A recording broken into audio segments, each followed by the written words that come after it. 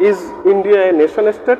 So I don't want to get in. I'm not a political scientist, and I'm a historian, and I don't want to get into the job of, deciding which states are nation states and which aren't. What I'm interested in doing is looking at how people at various points in time understand India. Okay, and I think so. In that context, I could see why people would say India isn't a nation state, but I think that what's interesting is the process by which a lot of from very complicated set of arguments about the relationship between nationhood and self-determination and so forth that existed in 1947.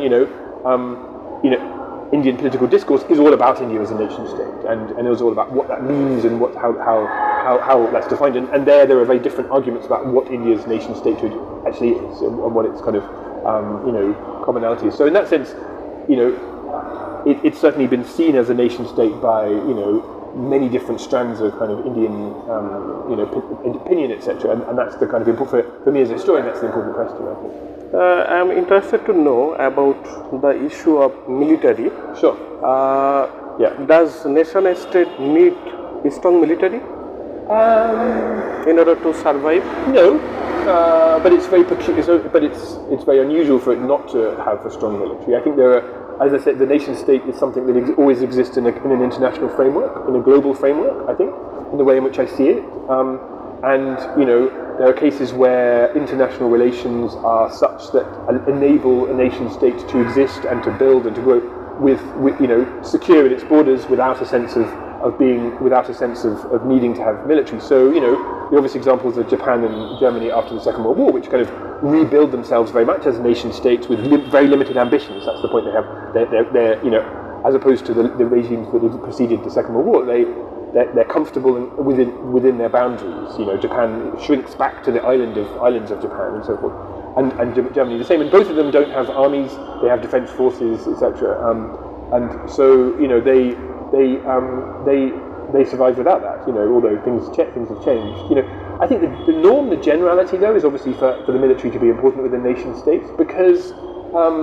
The nation state emerged, as I said, in this kind of chaotic moment, and one of the key things there is that sense of international antagonism and conflict, and it needed to kind of define borders and then protect its borders, so there's a kind of logic to the military then becoming important and then getting involved in becoming really important to state power. So yes, I think generally, usually the military is fundamentally bound up with.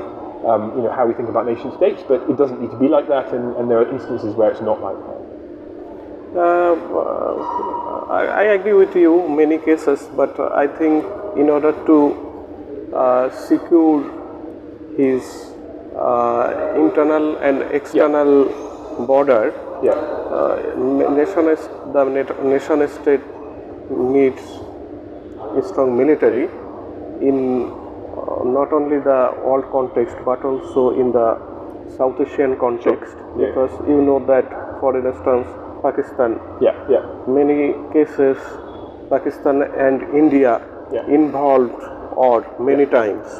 So without military, how can Pakistan survive? Exactly. That's right. Because of the international context that's involved in. Now, before Pakistan was created, the Pakistan leaders, thought that there was going to be a much more peaceful regional and global context. So they imagined that Pakistan didn't need to have a strong military. But yeah, as you say, in fact, that sort of context didn't come into existence. And so Pakistan saw that its survival required strong military. So absolutely right. So that's why in most cases, I think. A state needs, nation state and the military are essential. And, because, as I said, nation state is about sovereignty, and sovereignty is fundamentally about legitimate power, and, power at some level requires force to at least prevent other rival powers from coming in and dominating. I think you are right. I understand your explanation, and it is very convincing.